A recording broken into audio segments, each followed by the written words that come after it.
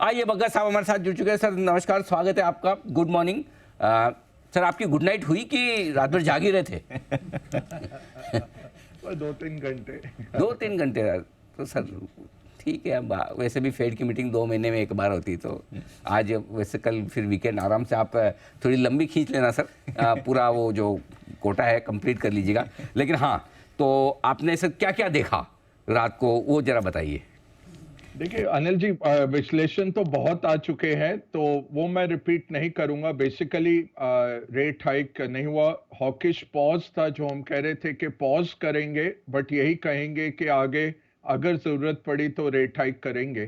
क्या निकल के आया डॉट प्लॉट से? अच्छा, अब ये डॉट प्लॉट हमें समझना है कि जो 19 सदस्य हैं फेड की ओपन मार्केट कमेटी के, जो ये रेट सेटिंग कमिटी है उनकी, जैसे हमारी एमपीसी है आरबीआई की, उनके सदस्य अकेले बैठ के क्या ग्रोथ आने का अनुमान है, क्या इन्फ्लेशन और कहाँ इंटरेस्ट रेट रहने का अनुमान देख रहे हैं, वो इस तरह के इनपुट्स देते हैं और वो सारे इनपुट्स मिला के वो एक डॉट प्लॉट निकाला जाता है।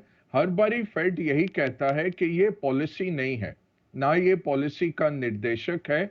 हाँ, ये जरूर बता रहा है कि किस तरफ रुझान है, हमारे जो सदस्य हैं जो पॉलिसी तय करते हैं उनका कहाँ रुझान है। तो हमें अब क्या देखना है, मार्केट थोड़े कल रिस्क ऑफ हुआ, बॉन्ड यील्ड्स बढ़े अमेरिका में, स्टॉक मार्केट गिरे, स्पेशली ग्रोथ स्टॉक्स जो टेक्नोलॉजी स्टॉक्स हैं वो ज्यादा गिरे, नैस्डैक लगभग 200 पॉइंट गिरा।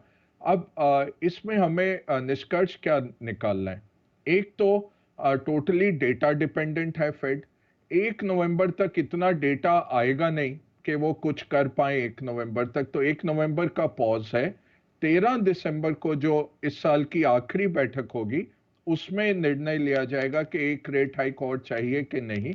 बट मुझे नहीं लगता तब तक भी कुछ ऐसा डेटा आएगा तोड़फोड़ कि उनको रेट बढ़ाना पड़ेगा। तो रेट हाइक अब अगले साल के पहले क्वार्टर में मूव कर जाता है, जहां तक मेरा अनुमान है, अगर चाहिए तो। वैसे तो एक कल अच्छी एक रिपोर्ट निकल के आई कि शैडो फेड रेट क्या है कि जो क्यूटी है, जो ये लिक्विडिटी निकालते रहे हैं मार्केट से और अपना बैलेंस शीट कम कर रहे हैं, क्वांटिटेटिव टाइटनिंग जिसको कहते हैं, उसको अगर ऐड कर दिया जाए फेड रेट में, तो ये 5.25 की वृद्धि नहीं हुई रेट में, 7.3% तक की वृद्धि है।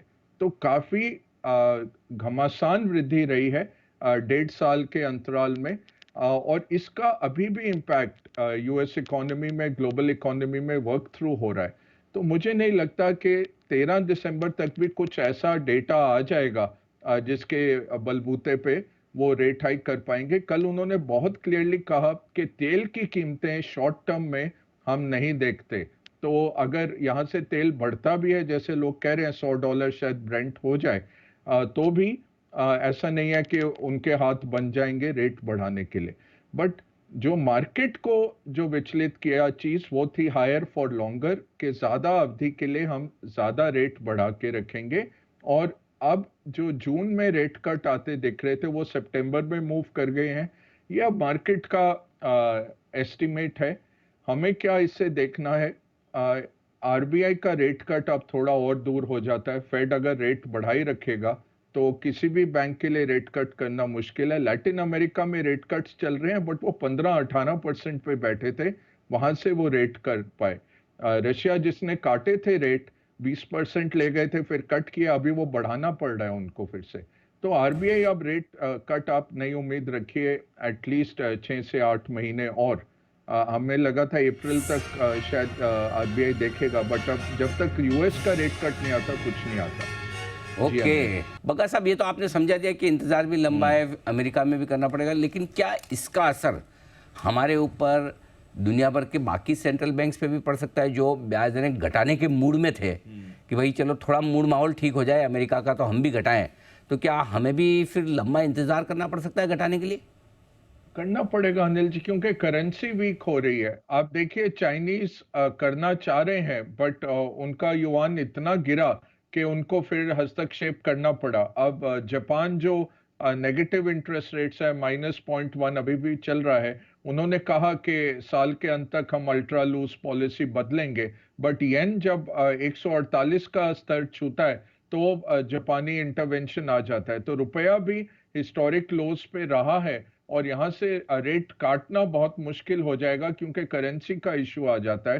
तो सब इमर्जिंग मार्केट्स के लिए ये प्रॉब्लम बन गया है कि फेड पहले जब बढ़ा रहा था तो उसके साथ बढ़ाना पड़ा, अब अगर होल्ड पे रहेगा तो आपके लिए अपनी इकोनॉमी को देखते काटना उतना ही मुश्किल हो जाता है। तो आरबीआई का भी रेट कट आई थिंक कल के बाद पोस्टपोन हो जाता है, 6 से 8 महीने एटलीस्ट आरबीआई आगे चला जाता है रेट कट की तरफ, उससे पहले नहीं होगा। चाहे हमारा इन्फ्लेशन काबू में हो भी तब भी रेट कट करना करेंसी के कारण मुश्किल हो जाता है।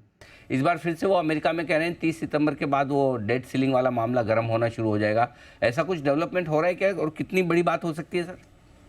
यहाँ अनिल जी, हो सकता है 1-2 हफ्ते के लिए गवर्नमेंट बंद हो जाएगा। उसमें क्या होता है कि लोगों को सैलरीज बंद हो जाती हैं। अब 1 अक्टूबर से नया उनका फिस्कल ईयर शुरू हो रहा है। अमेरिकन गवर्नमेंट का फिस्कल ईयर 1 अक्टूबर से शुरू होता है। तो उनको खर्चा करने के लिए जैसे हमारी लोकसभा बजट पास करती है और वो खर्चा फिर सरकार करती है 1 अप्रैल से, ऐसे अमेरिका की बजट पास होती है और 1 अक्टूबर से नए साल में सरकार खर्चे शुरू करती है। अब वो एप्रोप्रिएशन बिल्स जो हैं वो पास नहीं किए गए क्योंकि उनकी लोकसभा जो हाउस ऑफ रिप्रेजेंटेटिव्स है उसका कब्जा विपक्षी दल रिपब्लिकन्स के हाथ में है और वो कह रहे हैं कि आप कटौती करिए। वो कह रहे हैं डिफेंस में आप खर्चा करते रहिए और जो सेवानिवृत्त आर्मी वाले हैं उनके ऊपर जो खर्चा है वो करिए, बट बाकी खर्चों में आप कटौती करके आए। डेमोक्रेट्स कह रहे हैं कि हम नहीं कटौती करेंगे। आपने ऑलरेडी डेट सीलिंग में हमें जून में आपने बोल दिया था कि हम खर्चा कर सकते हैं इस लेवल के विद इन, तो उसके आगे हम कटौती नहीं करेंगे। तो ये अभी जंग जारी है दोनों की में। यही उम्मीद थी कि 30 सितंबर तक जो अवधि है 30 सितंबर तक करार हो जाएगा, बट पिछली बैठक जो उनकी खत्म हुई लोकसभा की अमेरिका की लोकसभा की, उसमें कुछ निकल नहीं पाया। तो और बहुत डिवीजन है रिपब्लिकन्स में, बहुत सारे फैक्शंस हैं। कुछ कह रहे हैं कि डेट सीलिंग में आपने बहुत आसानी से जाने दिया, इस बार ही नहीं जाने देंगे। कुछ हैं जो कह रहे हैं कि देखिए समझौता करके बढ़ते हैं आगे। तो अब अगले 4-5 दिन काफ़ी इम्पोर्टेंट रहेंगे। इम्पैक्ट नहीं आएगा 28-29 तक थोड़ा पैनिक ज़रूर आएगा कि क्या होगा, और जो इम्पैक्ट रहता है हर 2 हफ्ते में 0.2% जीडीपी गिरता है। तो 1-2 हफ्ते में फिर आ जाएंगे सब टेबल पे, बट लगता है कि ये 30 का डेडलाइन इस बारी शायद क्रॉस हो जाएगा। ओके, तो ये आपके लिए बग्गा साहब की तरफ से पूरी राय। 30 सितंबर का मामला थोड़ा सा संगीन हो भी सकता है, इस पर रहेगी नजर।